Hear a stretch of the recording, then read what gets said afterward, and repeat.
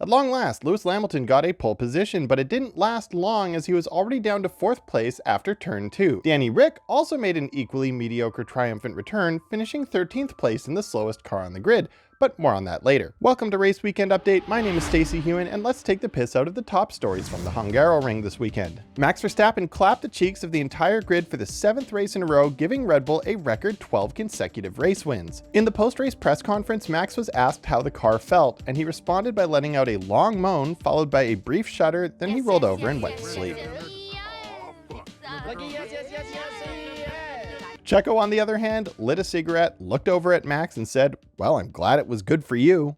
You know what? Let's talk about the completely platonic bromance between Max and Lando. Now that Lando's getting podiums, we get to watch him and Max just gush over each other during the post-race press conferences. And I think it's time that we name this bromance like we do all famous bromances. I propose we go with Maxdo, Mando, or Landax. What do you think? Stick around, and later on we're going to go over the results of the Pull of the Week where I asked this very question. During the podium ceremony, Lando Norris broke Max Verstappen's trophy, but Max let it slide because earlier this season, he broke the spirit of the entire F1 grid, including his teammate.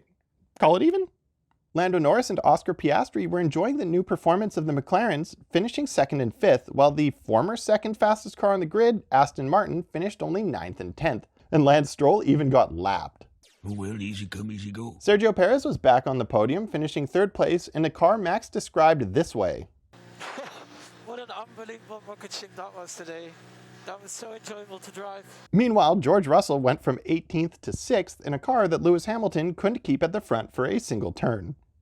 Nico Hülkenberg arrived on the grid sporting the Ken haircut, but insisted it had nothing to do with the Barbie movie. Not a bet, it's just a bit of, that Barbie movie came out, and I thought a bit of, extra PR for me is pretty handy this time of the season.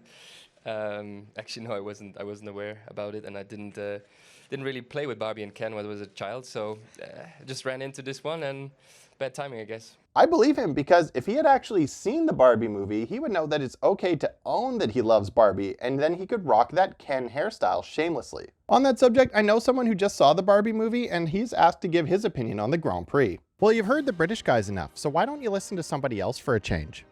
The Hungarian Grand Prix was the perfect cap to a great weekend of entertainment. I personally did the Barbenheimer double feature on Friday, and while Oppenheimer was bigger Oscar bait than Zac Brown last year, the Barbie movie was unexpectedly good, just like the racing in this Grand Prix. But more importantly, the Barbie movie was so good and so iconic that I guarantee Nico Hülkenberg isn't going to be the only F1 driver who shows up looking like a Ken doll over the next few months. We are going to see this look become very popular, and who is more on the cutting edge of fashion than the little European rich boys who race cars around the world? I predict we will see at least 3 more F1 drivers adopt this look by the time we return from summer break, excluding of course Albon because he's already blonde, and Lewis because he already shows up to every race looking like an 8-year-old girl chose his outfit. And now back to your regularly scheduled programming. Danny Ricciardo made his triumphant return to the grid and got to watch from 13th place as the car he wasn't good enough to drive finished 2nd and 5th.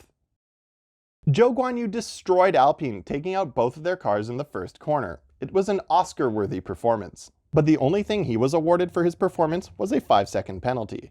Piastri, on the other hand, got a seat at McLaren. Alfa Romeo was looking really strong in free practice and qualifying, but had an absolute dogshit race, which makes sense because they chose a driver lineup with no racecraft.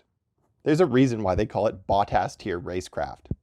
For the poll of the week, I asked what we should call the Max Lando bromance, and the vast majority of respondents chose Mando, then went to the comments to chant "This is the way." And I must agree. This is the way. Of course, it wouldn't be right to get this far into the video and not reward you for your loyalty. So here's the spicy joke of the week.